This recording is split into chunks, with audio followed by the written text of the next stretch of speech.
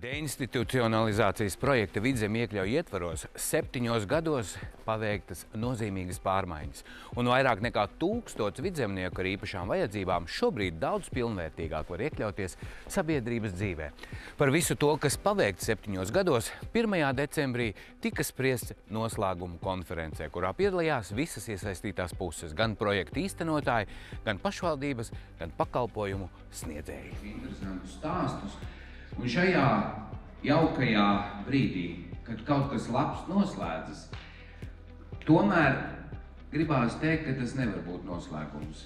Jo, manuprāt, mēs dzīvojam sabiedrībā, kur īsti nav ne sākuma, ne beigu.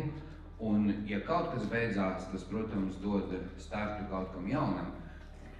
Es vēlos pateikt jums katram vienam lielu paldies par ieguldīto darbu, par deksmi, ko jūs esat no sevis atdevuši, lai taptu šie pakalpojumi cilvēkiem ar garīgu raksturu traucējumiem, bērniem ar invaliditāti. Deinstitucionalizācija šķiet tāds pašsaprotams jēdziens, bet tomēr vairāku apstākļu dēļ tās lietas nebūtu ne tik raiti soks uz priekšu. Mēs it kā visi saprotam. Ir sabiedrības daļa, kurai mazliet ir jāpiepalīdz, lai viņa arī varētu veiksmīgi iekļauties sabiedrībā. Kā jums šķiet? Mums ir izdevies visiem kopā pabīdīt to lietu uz priekšu. Es domāju, ka viennozīmīgi par to vispār nav šaubu, ka projekts sasniedz mērķi. Un runājot, protams, par pašiem cilvēkiem, kuri saņem atbalstu, viņi ir bez gala pateicīgi un viņu dzīves ir ļoti mainījušās. Arī, ja cilvēks pats nevar noteikti vārdos pateikt, kad ir mainījies, tad pasakot vārdus, ka mana dzīve ir interesanta, man ir kļuvusi interesantāk dzīvot, man ir jauni draugi. Es mācos gatavot puķu podu, vai es apgleznoju puķu podu. Tas ir ļoti daudz un tas parāda to, ka dzīve ir mainījusies, viņa ikdiena ir mainījusies. Es teiktu, ka cilvēki ļoti pateicīgi par to, ka ir šādi pakalpojumi, ka mums ir jaunas mājas, ka mums ir iespējas iet uz dienas aprūpes centrus, darbnīcām, kaut ko jaunu radīt, doties ekskursijās. Protams, saprotot to, ka tāds nopietnas posms noslēdzas, ir ļoti daudz pārdomu par to, kā mums visiem kopā ir gājis. Deinstitucionalizācija ir ilgstošs process, tas nevar notikt vienā dienā, un ir skaidrs, ka tas ir arī process, kas būs nemitīgā mainībā, jo visa centrā ir cilvēks un lietas dzīvē un pasaulē mainās. No tās sākotnējās projekta Vidzeme iekļauj ieceres, kā bija iecerēts, kā būs. 7 gadu laikā droši vien ir izveidojusies pavisam cita bilde.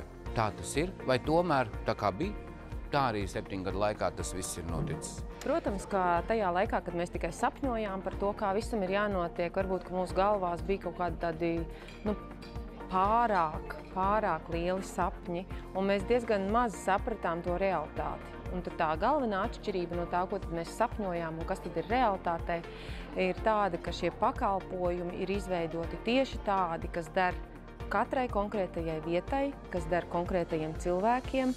Tie ir pakalpojumi, kuros atbalstu sniedz tieši tie cilvēki un tieši tie speciālisti, kas ir tajā vietā ar savām zināšanām, izpratni, ar vēlmi darīt labāk un palīdzēt. Un, protams, ka arī šie te pakalpojumi lielā mērā to veidošanās un izskats šobrīd ir atkarīgs bijis arī no tāda kopīga sabiedrības izpratnes viedokļa raugoties, tā skaitā arī no lēmēju viedokļa raugoties, tad es varu teikt, ka šobrīd Vidzemē visi pakalpojumi, kas darbojas, ir atbilstoši, kvalitatīvi tieši tai vietai, tieši tiem cilvēkiem, kam tie ir veidoti.